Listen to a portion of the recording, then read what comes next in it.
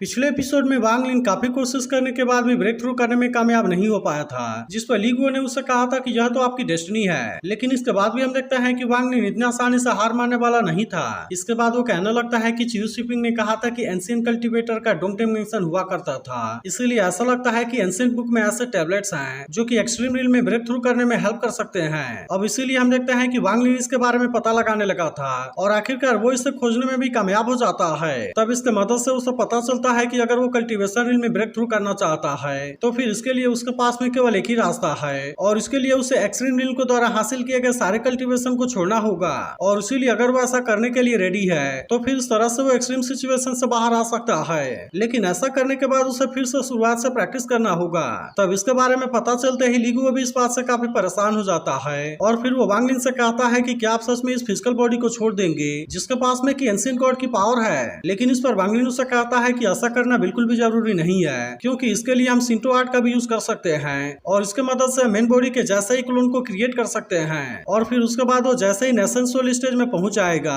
तो फिर हम उसे मेन बॉडी के साथ में मर्ज कर लेंगे। इसीलिए वांग लिन ली गुओ से कहता है कि मैं नेशन सोल को कंसीव करने के लिए शिंटो आर्ट का यूज करूंगा और ऐसा करने के लिए मैं क्लोन को क्रिएट करूंगा। तब इसके बारे में सुनकर ली गुओ कहने लगता है कि लेकिन यह चीज भी तो इतनी आसान नहीं है, क्योंकि अगर आपने क्लोन के अंदर नेशन सोल को कंसीव भी कर लिया तब उसके बाद भी नेशन सोल स्टेज से ब्रेक थ्रू करने के लिए मेन बॉडी के साथ में क्लोन बॉडी को मर्ज करना होगा। लेकिन हम देखते हैं कि वांग लिन को इसके बारे में कोई भी चिंता नहीं होती और फिर वो कहता है कि मैं इसके पहले किसी भी क्लोन को कल्टीवेट नहीं कर पाया, क्योंकि उस समय मेरे पास में मैजिकल एलेक्सिर की कमी थी। लेकिन इस बार एंशिएंट गॉडलैंड के जर्नी की वजह से मेरे पास में बहुत सारे मैजिकल रिसोर्स आ गए हैं और इसीलिए ऐसा लगता है कि क्लोन को कल्टीवेट करने का यही सबसे अच्छा टाइम है। लेकिन तभी ली गुओ परेशान होते हुए उससे कहने लगता है कि यह तो बहुत ही रिस्की है, क्योंकि क्लोन की लाइफ केवल 50 साल की होती है और इसीलिए अगर हम 30 साल के एज में नेशन सोल को ब्रेक थ्रू करने में कामयाब नहीं हो पाए तब इस तरह से तो यह सारी मेहनत पूरी तरह से बेकार हो जाएगी। लेकिन इस पर वांग लिन उससे कहता है कि तुम ऐसी बकवास बातें करना बंद करो, क्योंकि अभी तो मैंने अपना ग्रेट रिवेंज भी नहीं लिया है और इसीलिए मुझे किसी भी तरह से नेशन सोल को हासिल करना ही होगा।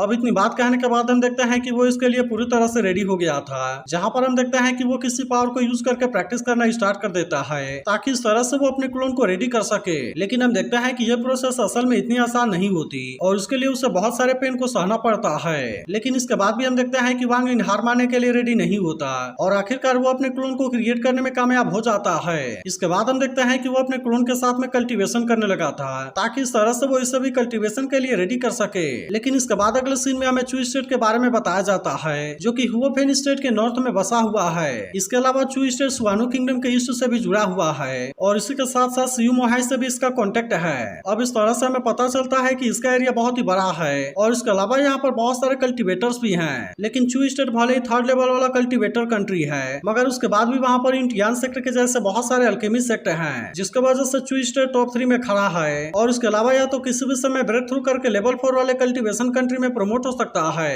इसके बाद अगले सीन में हम देखते हैं कि एक लड़का अपने सिस्टर को यूटियान सेक्टर में एंटर करवाने के लिए लाया हुआ था, जहाँ पर आते ही उसकी सिस्टर कहने लगती है कि यह तो कम से कम 1000 माइल्स की दूरी पर है, लेकिन इसके बाद भी तुम मुझे डिसाइपल बनाने के लिए यहाँ पर क्यों लाए हो। तब इस पर वो लड़का कहने लगता है कि पहले तुम इस तरह से बातें करना बंद करो और क्या तुम्हें दिखाई नहीं देता कि यहाँ पर इतने सारे लोग हैं। इसके बाद हम देखते हैं कि वो अपने सिस्टर को यहाँ से सीढ़ियों से होते हुए लेकर जाने लगा था, जहाँ उसकी सिस्टर कहने लगती है कि तुम मुझे यूटियान सेक्टर में ही लेकर क्यों आए, क्योंकि मैं बिल्कुल भी एलेक्सिर बनाने के बारे में नहीं सीखना चाहती, बल्कि मैं तो तुम्हारे जैसे स्वॉर्ड की सेक्टर को ज्वाइन करना चाहती हूँ। तब इस पर वो लड़का उससे कहता है कि तुम इस तरह से खुद को मूर्ख बनाना बंद करो और तुम्हें पता होना चाहिए कि यूटियान सेक्टर चू स्टेट सेक्टर का लीडर है, जिसने की एक बार ग्रेट 5 वाले एलेक्सिर को भी प्रोड्यूस किया था और फिर उसके बदले में यूटियान सेक्टर के माउंटेन गेट के लिए मैजिक फॉर्मेशन को सेट किया गया था, जिससे कि तोड़ पाना लेवल 4 वाले कल्टीवेशन कंट्री के लिए भी काफी मुश्किल है। अब इतनी बात कहने के बाद वो अपने सिस्टर से पूछता है कि क्या अभी भी यह बहुत बड़ी बात नहीं है। तब इस पर उसकी सिस्टर कहती है कि अगर ऐसा है तो मैं इसके लिए और भी थोड़ा सा इंटरेस्टेड हूँ।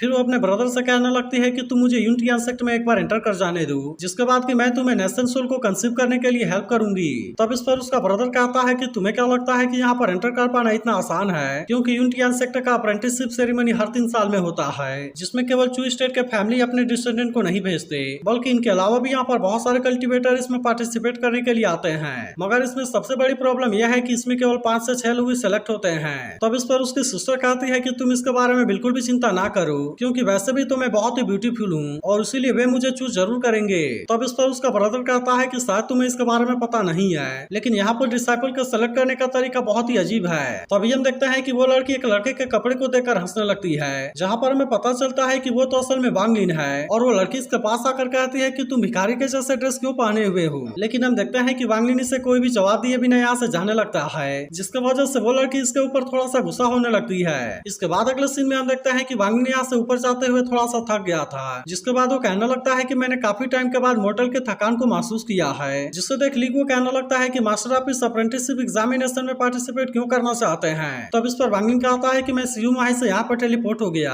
और इसीलिए ही मैं यहाँ पर आया हूँ, क्योंकि अगर मैं यूनिटियन सेक्टर का डिसाइपल बनने में कामयाब हो गया तब इस तरह से मैं तो बहुत ही जल्द नेशन सोल में पहुंचने में कामयाब हो जाऊंगा। इसके बाद हम देखते हैं कि वो इसके गेट के सामने आकर खड़ा हो गया था, जहाँ पर वो अपने पहले वाले लाइफ के बारे में याद करते हुए कहता है कि गॉड की मर्जी तो बिल्कुल भी अनप्रेडिक्टेबल है, क्योंकि मैंने कभी भी उम्मीद नहीं किया था कि मैं किसी सेक्टर का डिसाइपल बनूंगा। अब इतनी बात कहने के बाद हम देखते हैं कि वो यहाँ से अंदर की ओर जाने लगता है, जहाँ के नजारे को देखते ही लीगो काफी हैरान हो गया था। और फिर कुछ देर के बाद हम देखते हैं कि बहुत सारे लड़के यहाँ पर पार्टिसिपेट करने के लिए आ गए थे। तभी कुछ देर के बाद हम देखते हैं कि सीनियर जूलिन भी यहाँ पर आ गया था और फिर वो इनसे कहता है कि वैसे तो मेरे सेक्टर को ज्वाइन करने के लिए बहुत सारे लोग आए हुए हैं, लेकिन इसके बाद भी अगर तुम यहाँ से जाना चाहते हो तो जा सकते हो। लेकिन हम देखते हैं कि कोई भी यहाँ से नहीं जाता, जिससे देख जूलिन कहता है अगर ऐसा है तो मैं भी इसके बारे में ज्यादा कुछ नहीं कहूंगा और अब तुम्हारा एग्जामिनेशन भी बहुत ही जल्द स्टार्ट होने वाला है। और अब इतनी बात कहने के बाद हम देखते हैं कि जूलिन अपने पावर से ब्लैक मिस्ट के पिलर को एक्टिवेट कर देता है। तब इससे देख वे सभी भी इसके लिए रेडी हो गए थे, जिसके बाद जूलिन कहता है तुम्हें फील करना है कि पिलर के अंदर किस तरह का मटेरियल है और तुम इसके लिए किसी भी तरीके का यूज कर सकते हो और यह टेस्ट पास करने के लिए तुम्हारे पास में केवल 6 घंटे हैं। तब इसके बारे में सुनकर वे सभी अपने पावर का यूज करके इसके बारे में पता लगाने की कोशिश करते हैं, लेकिन हम देखते हैं कि कोई भी इसके अंदर नहीं देख पा रहा था। तब इसी विषय में देखते हैं कि एक लड़का इसके बारे में पता लगाने के लिए अपने मैजिक वेपन का भी यूज करने के लिए रेडी हो गया था और इसीलिए वो अपने ईगल वाले मैजिक वेपन को इसके अंदर भेजने की कोशिश करता है। लेकिन तभी हम देखते हैं कि पिलर की पावर इसके मैजिक वेपन को बहुत ही आसानी से कैद कर लेती है, जिससे देखते ही वो लड़का उदास होते हुए कहता है कि मैंने तो अपने एक मैजिक वेपन को खो दिया। तभी जूलिन कहता है कि तुम इसके बारे में एक्सप्लोर करने के लिए किसी भी तरीके का यूज कर सकते हो और तुम्हें इसके बारे में चिंता करने की बिल्कुल भी जरूरत नहीं है, क्योंकि यह टेस्ट जैसे ही खत्म होगा तुम्हारे सारे मैजिक वेपन फिर से तुम्हारे पास में वापस आ जाएंगे। जिसके बाद हम देखते हैं कि और भी बहुत सारे लड़के ऐसा करने के लिए रेडी हो गए थे और वे तुरंत अपने अपने मैजिक वेपन का यूज करके इसके बारे में पता लगाने के लिए कोशिश करने लगते हैं। लेकिन वहीं उधर हम देखते हैं कि वांग लिन चुपचाप खड़ा होकर ये सारी चीजें देख रहा था, जिससे देख लीगो कहता है कि मास्टर आप इसके बारे में कुछ क्यों नहीं करते। तब इस पर वांग लिन कहता है कि यह जरूरी किसी तरह का बैन है जो कि सभी को इसके अंदर से देखने से रोक रहा है। तब इसके बारे में सुनकर लीगो कहने लगता है कि आपको तो इसके बारे में कोई भी चिंता नहीं करनी चाहिए, क्योंकि आप तो असल में एंशिएंट गॉड के बैन के इनहेरिटर हैं, इसलिए भले ही आपके इस बॉडी में स्पिरिचुअल कॉन्शियसनेस और कल्टीवेशन नहीं है, लेकिन आपके पास एंशिएंट गॉड के सारे मेमोरी और स्पेल्स जरूरी होंगे। जिसके बाद हम देखते हैं कि इसके बारे में सुनकर वांग लिन भी इसके लिए रेडी हो गया था और फिर वो तुरंत ही अपने पावर से पिलर के अंदर बहुत ही आसानी से देखने लगता है। जिसके बाद उसे पता चलता है कि इसके अंदर तो 11 पिल्स, 11 जेड स्लिप और अल्केमी फर्नेस के साथ साथ 11 टोकन्स भी हैं। तब इसके बारे में जानकर वांग लिन सोचने लगता है कि इसके अंदर अलग अलग चीजें क्यों हैं और तभी अचानक से हम देखते हैं कि एक टोकन निकलकर उस लड़की के पास में आ जाती है। तब इसे देख सभी बात करने लगते हैं कि लड़की ने इसे कैसे पा लिया, जबकि वहीं उधर वांग लिन समझ गया था कि इसे तो बाहर भी निकाला जा सकता है। तभी जूलिन लड़की से कहता है कि तुम इसमें पास हो गई, जिसके बारे में सुनकर वह भी इस बात से काफी खुश हो गई थी। लेकिन वहीं वांग लिन को समझ में आ गया था कि इस रूल का एग्जामिनेशन से कोई भी लेना देना नहीं है, बल्कि वे चीजें खुद ही अपने डिसाइपल को चूज करेंगी। तभी हम देखते हैं कि वांग लिन इसके बारे में ट्राई करने का डिसाइड करता है और फिर वो जैसे ही एक फायर वाले एलेक्सिर को निकालने की कोशिश करता है, तब इससे देख वो लड़का खुश होने लगता है कि वो इसमें पास हो गया। लेकिन इस पर जूलिन उससे कहता है कि ये तो असल में फायर वाले एलेक्सिर है, इसीलिए मैं तुम्हारा मास्टर नहीं बन सकता और फिर वो इसे यूनिटियन सेक्टर का इनर डिसाइपल बनने के लिए कांग्रेचुलेट करता है। तब इसे देख वांग लिन समझ जाता है कि अगर उसने एलेक्सिस को हासिल कर लिया तब इस तरह से वो डायरेक्टली इनर डिसाइपल बन सकता है। लेकिन अभी भी हम देखते हैं कि उस टोकन के बारे में ज्यादा कुछ समझ में नहीं आया था, इसीलिए वो सोचने लगता है कि इसके बारे में क्या होता है। तभी जूलिन इससे कहने लगता है कि असेसमेंट का खत्म होने में अब केवल 1 घंटे का टाइम बचा हुआ है और इसीलिए चलो मैं तुम्हें बता देता हूँ कि ब्लैक मिस्ट पिलर के अंदर 4 आइटम्स हैं, इसलिए जिसे जेड स्लिप मिलेगा वो इस लेवल को पास कर जाएगा, जबकि एलेक्सिस को पाने वाला डायरेक्टली इनर डिसाइपल बनेगा। इसी तरह से टोकन पाने वाला इनर डिसाइपल बनने के साथ साथ वो तिब्बतन पील डिवीजन में जाकर इसे 3rd ग्रेड वाले एलेक्सिस के साथ में एक्सचेंज कर सकता है। लेकिन अगर जो कोई भी अल्केमी फर्नेस को पाने में कामयाब हो गया तब इस तरह से वो यूनिटियन सेक्टर का हेड डिसाइपल बन सकता है। तभी लीग वो कहने लगता है कि आप तो जिस भी एलेक्सिस को चाहे ले सकते हैं, इसीलिए इसके बारे में सुनकर वांग लिन भी इसके लिए रेडी हो गया था और फिर वो वाटर वाले एलेक्सिस को लेते हुए कहता है कि इनर डिसाइपल का स्टेटस मेरे लिए काफी है। लेकिन तभी से देखते ही जूलिन इसके पास में आ गया था और फिर वो वांग लिन से कहता है कि क्या तुम मुझे अपने टीचर बनाना चाहोगे। जिसके बाद हम देखते हैं कि वांग लिन भी इसके लिए मान गया था और फिर वो एलेक्सिस को लेते हुए कहता कहता है कि मैं इसे टीचर से मिलने के लिए गिफ्ट के रूप में ले लेता हूँ। तभी इसी बीच हम देखते हैं कि अल्केमी फर्नेस वहाँ से बाहर आने वाली होती है, लेकिन इसके बाद भी हम देखते हैं कि वो किसी वजह से फिर से वापस चली जाती है।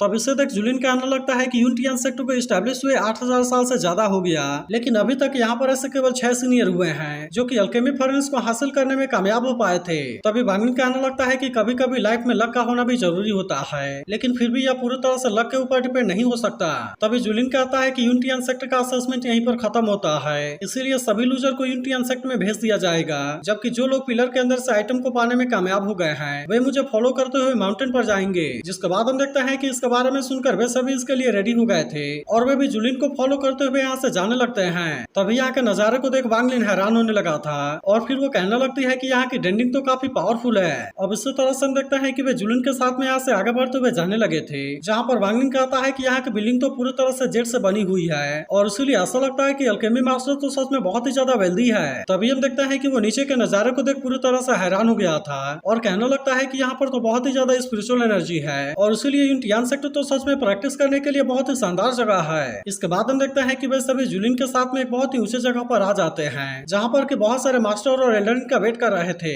इसके बाद हम देखते हैं कि जुलिन और बाकी सभी लड़के इनको ग्रीट करते हैं, जहाँ पर जुलिन इनसे कहता है कि इस पर केवल 6 लोग उसमें से सेलेक्ट हो पाए, जिसमें से कि 3 के पास जेट स्लिप है जबकि 2 के पास एलेक्सिर और फिर इनमें से केवल 1 के पास में टोकन है। तब इसके बारे में सुनकर सेक्टर लीडर कहने लगता है कि जिस किसी को भी जेट स्लिप मिला है तुम उनको सेकंड लेवल का टेस्ट कराने के लिए रेडी करो और फिर अगर वे उसमें पास हो गए तो वे इनर डिसाइपल बन सकते हैं। जिसके बाद हम देखते हैं कि जुलिन भी ऐसा करने के लिए मान गया था। तब इस सेक्टर लीडर कहता है कि जिसको एलेक्सिर मिला है उनको यहाँ पर अडॉप्ट कर लिया जाएगा और फिर हम देखते हैं कि वे सबसे पहले सियान से अपने डिसाइपल चूज करने के लिए बोलते हैं। तब इसके बारे में सुनकर सियान भी इसके लिए रेडी हो गया था और फिर हम देखते हैं कि वो अपने डिसाइपल को चूज करने के लिए आ जाता है। लेकिन तभी जुलिन सेक्टर लीडर से कहने लगता है कि है डिसाइपल वांगलिन को अपने डिसाइपल एक्सेप्ट करना चाहती है क्योंकि उसे वाटर बेस वाला एलेक्सिर मिला था जो कि डिसाइपल के पिछले वाले अल्केमी के लिए जरूरत को मैच करता है। तब इसके बारे में सुनकर सेक्टर लीडर सियान से पूछते हैं कि क्या तुम इसे गिव अप करने के लिए रेडी हो। तब इस पर सियान कहने लगता है कि जुलिन सिस्टर ली का इकलौता डिसाइपल है, इसीलिए मुझे भी इसके बारे में कोई चिंता नहीं है। तब इसके बारे में सुनकर सेक्टर लीडर सियान से पूछते हैं कि तुम इनमें से किसको चूज करोगे।